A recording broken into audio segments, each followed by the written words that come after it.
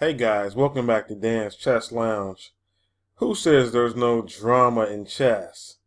Man, I tell you, the beef has been ratcheting up lately.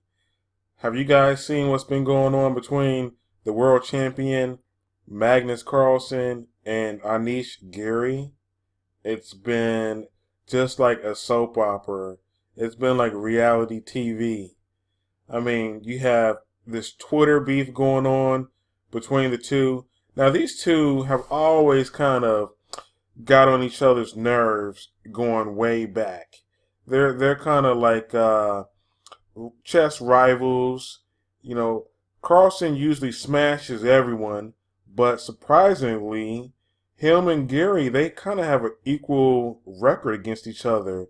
They've played 36 times so far, according to my database, and Carlsen has won 7 games, and Gary has won 5 games. The rest has been draws. So that kind of explains why Giri doesn't really bow down to Carlsen like the rest of the world does, because he hasn't been demolished by Carlsen like the rest of the world has. He's kind of held his own, ironically. The weird thing is that Gary doesn't hold his own against anyone else hardly. I mean, he's the draw master. In last year's candidates tournament, he had 14 out of 14 draws.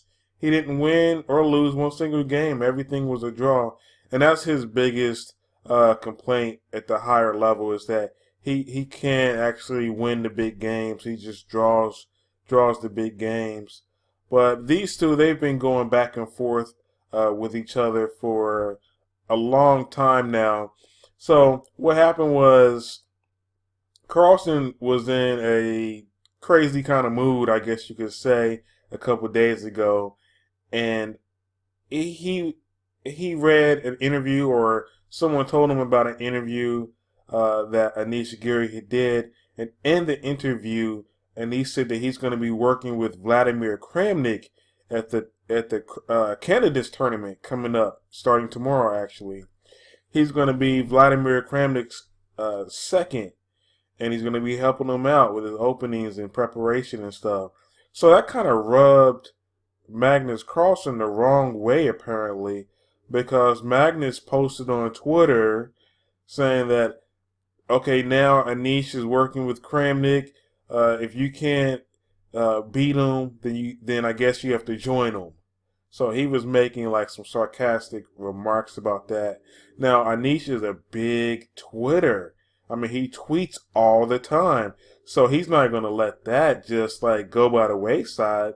So, of course, Anish responds back to Magnus Carlsen, and he gets under his skin a little bit, right? And he calls him insecure. Well, he doesn't directly call him insecure, but he hints at Magnus being insecure that he's working with Kramnik and that he's shaking in his boots type stuff. So he was kind of just indirectly, joking around with Magnus. And so then Magnus is already in this weird kind of mood, right? So then he reads something that Maxime Vachier-Lagrave post. MVL posted his candidates preview, and in his preview, MVL says that Vladimir Kramnik understands chess better than anyone else in the world.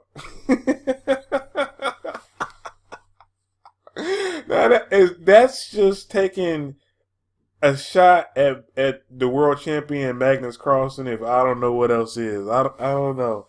Maybe MVO didn't mean it that way. Maybe he's just stating his opinion, which he feels, and he has a right to do that. But of course, Magnus took offense to that because he's the world champion. He's beating everybody, hands down. He's the strongest player right now. So he took offense to that, saying that Kramnik understands chess better than anyone else. So Carlsen retweets a reply back to MVL about that. But then Anish Giri jumps on the bandwagon with Carlsen already annoyed about what's going on in the Twitter, hemisphere. Giri jumps on the bandwagon and sends out another tweet to Carlsen talking about his insecurities and stuff. And then Carlsen just goes in. He goes in with the most vicious and fearful attack, via Twitter, talking about how Giri's tweets are so weak and that he needs to start winning tournaments. And then if he ever starts winning tournaments, then people will finally start to take him seriously. And he's playing on the fact that he just beat Anish Giri in the Tata Steel tournament. And the fact that Giri just draws a lot. He has a lot of draws against the top rated players and not too many victories, not too many wins. And so that just made the whole chess world, Carlsen's tweet made the whole chess world just, mouth literally drop open. They're like, oh my God, we can't believe Carlsen went in on Giri like that. Because it was all jokey joke up to then. That one was not a joke.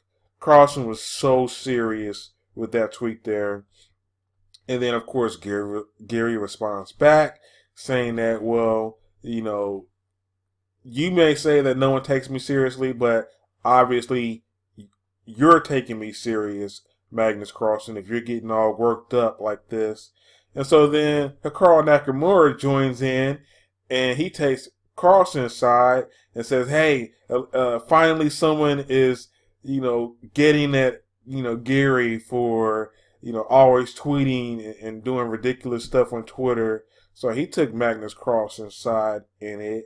And then finally, Giri responds to Hikaru Nakamura with the laugh out loud smile emoji, and saying that it's only a laugh. It's only worth a laugh. So it was kind of interesting. It was fun as a spectator, to see.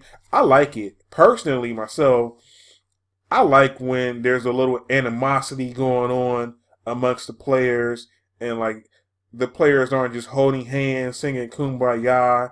So I like it when there's some tension amongst the players. It's better for the fans, in my opinion. But you guys, let me know what do you guys think about it? How do you feel about the whole situation? What do you think about the beef between Magnus Carlsen and Anish Giri? As for the game, I decided to go ahead and pick an Anish Giri and Magnus Carlsen game, since these are the two subjects going head to head against each other with this little Twitter beef. The game was played at the Bilbao Masters. Magnus Carlsen was white, Anish Giri black. Let's go ahead and get into the game and see what transpired over the board. D4, D5, Bishop F4. This here is called the Mason variation. It's a quiet variation, a quiet system. It's similar to like the London system, where white is not trying to attack in very early out of the game, out of the blocks. He's really just trying to develop his pieces and just get a good chess game going with not a lot of theory and things like that. Get out of book early. Bishop F5, E3, E6. So symmetrical position here. Giri says if it's good for white, then it has to be good for black. Both players have developed their bishop outside of the pawn chains here. Bishop D3. Carlsen wants to trade off the bishops right away. Bishop takes D3. Queen takes. C6. Now black here is going for like a super solid structure. Almost like a triangle system, or looks like a semi-Slav system once the knight comes out to, excuse me, let me draw my line a little bit better here. Once the knight comes out to F6 here, it will look like a semi-Slav structure for black.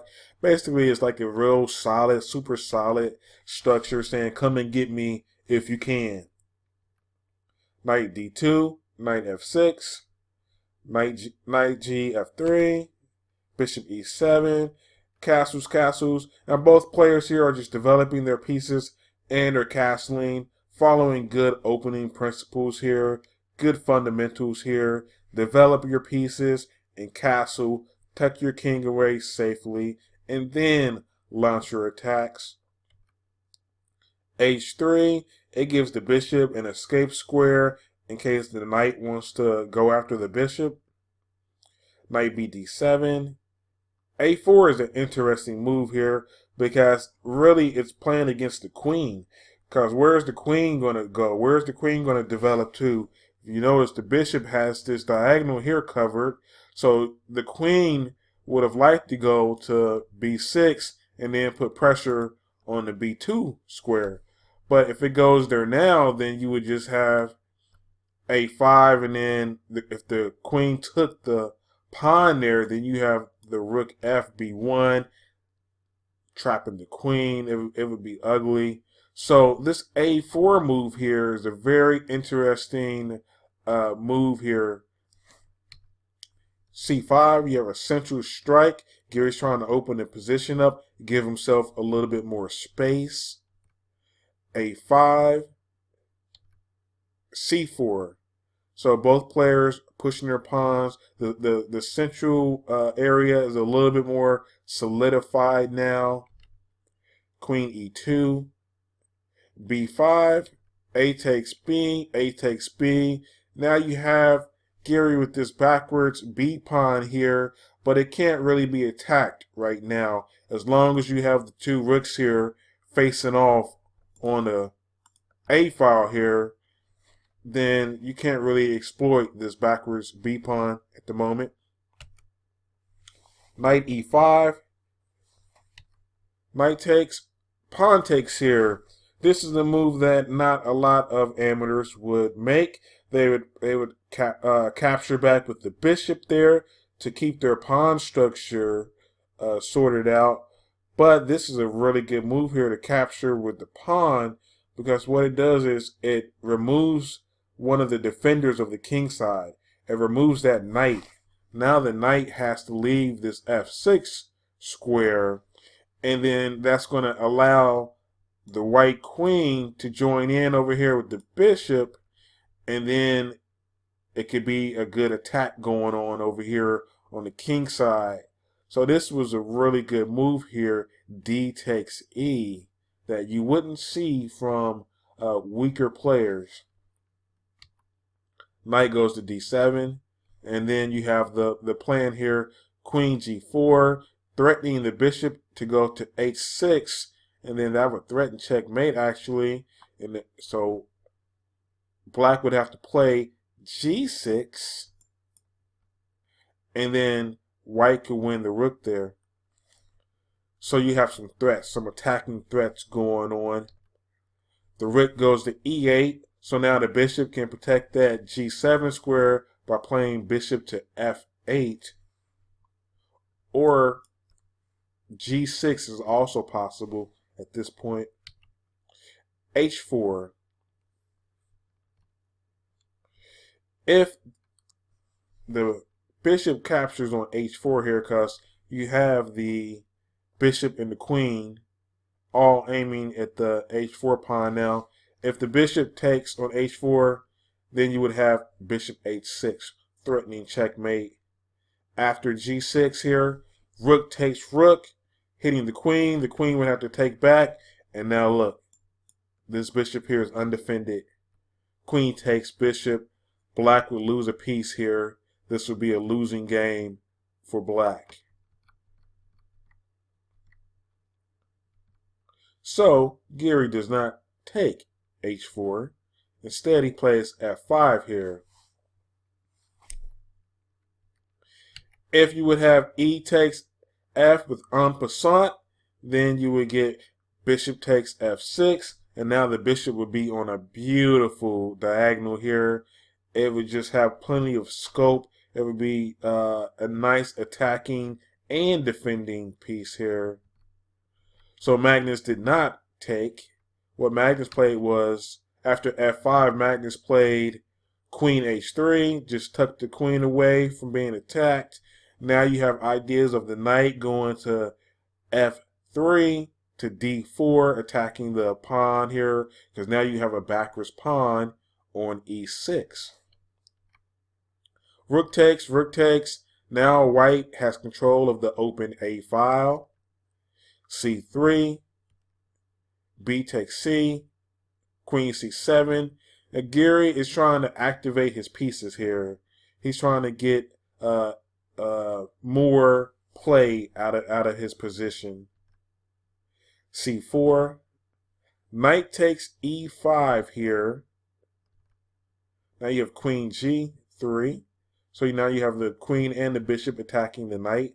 So Giri protects that and reinforces it with bishop D6. C takes D. E takes D. And now you have the knight adequately defended. The pawn on C2 is also under attack. You have the rook defending the knight along with the bishop and queen. Knight B3. Carlsen is offering a pawn here, and Giri takes it. Queen takes C2. The knight goes to D4. The reason behind the pawn was so that white could gain time and initiative for an attack. And also, if you look at Giri's position, it's not that great. He's got one pawn island here, a second pawn island here. You've got a single pawn by itself here. So his position is not that great to defend, actually. His pieces, his bishop and rook is tied down to defending his knight here. Queen C8. Now you have H5. And again, I'm highlighting the weaknesses in Giri's position. You have threats of bishop H6, threatening checkmate on G7. Queen D7 here protects the 7th rank. Rook B1 hits the pawn. The bishop plays back to C7 to protect it. Remember, the bishop could not play to C5 to protect it because the knight would hang here. F3, this is a good positional move by Carlsen. It just takes away that G4 square in case the knight wanted to swing over to G4. Queen F7 hits the unprotected pawn. Rook A1, controlling that open A file again and threatening the rook going up to the 7th rank. You know, they call the 7th rank the collecting rank, because that's where you can collect. The rooks can collect a lot of pawns and pieces once they reach that 7th rank. Bishop D6 here, so the queen won't be pinned if the rook comes to the 7th rank. So the rook goes to A6, hits the pawn. Black takes the pawn on H5. The rook takes the pawn on B6 here. Knight C4 hits the rook. Now, rook takes bishop. Carlsen is dropping the exchange here, but he's going to get the pieces though. He's going to get 2 pieces for the rook. Bishop takes, and then rook takes pawn. So at the end of this exchange here, black gets the rook and the pawn, but white gets 2 pieces. And Carlsen feels like the 2 pieces is better than the rook is in this position. Bishop E5, again threatening checkmate on G7. The queen goes to G6 to block that. Carlsen declines the queen trade. Attacks the rook on E3. Rook goes to E1. Check. At this point, I have to note that Giri is in major time pressure at this point. So he can't really analyze the position as long as he would like to. And this is a very difficult position to play against. King F2. So the rook goes to A1. If Queen F5 right here, then that would be a blunder. Even though the pawn is unprotected just by the queen, it would be a blunder because now you would have rook A2, king E1, queen takes, knight takes, rook takes pawn, And then this is a win for black. Black would be able to handle this position very easily. So in the game, instead of that, you have, instead of the queen capturing on f5, you have queen d2 to protect that second rank from the rook check. So the rook goes back to a8, and this is a blunder right here due to time pressure, I'm sure. That allows Carlsen to play knight takes f5. And of course, if black captures the knight there because it's unprotected, then you would have queen takes d5 check, and that would pick off the rook in the corner. So instead of capturing the knight, Giri played queen e6. That threatens to capture the bishop there on e5. So Carlsen is playing with major tactics here. Now he plays queen g5. So you ask yourself, what would happen if Giri took the bishop on e5? If he did that, you would have knight h6 check, and then Carlsen would be able to pick off the queen, and then that would end the game there. So instead of picking off the bishop on e5, g6 is played. It hits the knight. Knight goes to h6 check. King moves over to f8. Knight g4. And I just have to say at this point here, black is lost. The writing is on the wall here because it's all just too many threats. The king is too exposed, and it's just so many tactical possibilities flowing here. And again, Giri is under time pressure. At this point, he can't work out everything here. King goes to e8. Knight f6 check. King goes to f7. Knight takes pawn on h7. The rook goes to a4, which is another blunder at this point. The rook should have kept going and went all the way down to a2 and checked the king and put pressure on the king. Maybe held the king back on the first rank there. But instead he played rook a4, which is a blunder, because now that allows Carlsen to take the back rank. He can get him from the backside. Queen d8. It's so many threats here. The major threat is queen f8 check. Mate. So in this position here, Giri plays rook a2. Now he plays the rook check here. If he would take the bishop on e5, then you would have queen f8 check, king e6, queen e8. Now, don't forget the king has to stay connected to the queen here. So then you have queen b8 check, king goes back to e6, knight f8. If the king goes to f6, then you would have knight d7. That would fork the king and queen. If the king goes to f5, then you would have g4. King goes to f6. And again, knight d7, forking the king and queen. So let's go back. So instead of queen takes bishop, rook a2 was played. The king goes back to g1, and Giri resigned at this point. He's out of checks.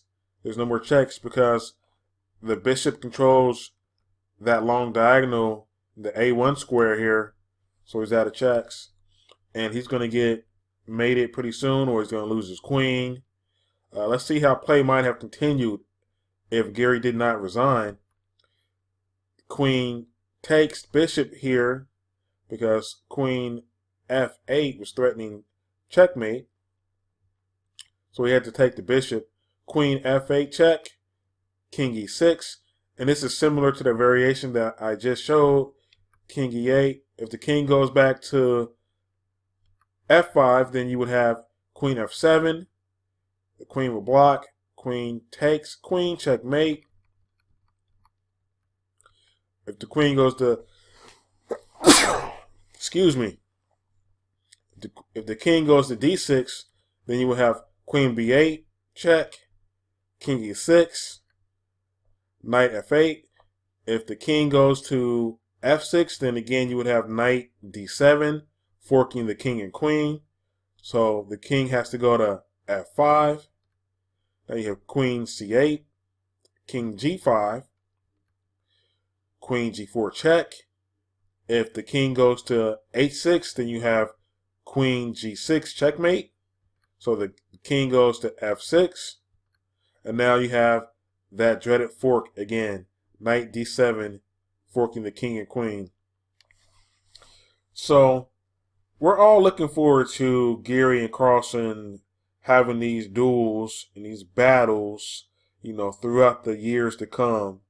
Right now they are the biggest rivals amongst the newer generation of players, amongst the young players. Old rivals was Topalov versus Kramnik, players like that. Kasparov had his many rivals.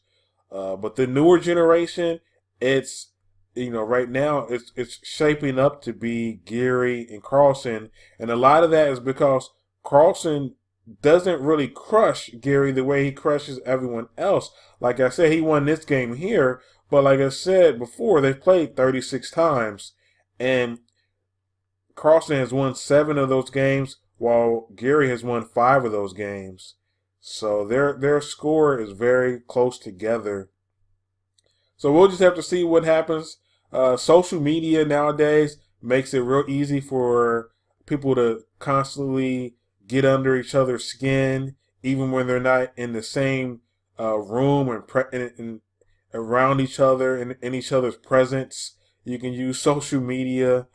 So we'll see what happens with these Twitter beefs, and I look forward to it. I look forward to it. It makes it exciting as a fan, and it adds a little bit of drama and suspense to these games. So, okay, guys, I hope you enjoyed the game and the commentary. And don't forget to like, comment, and subscribe. I'll see you guys next time.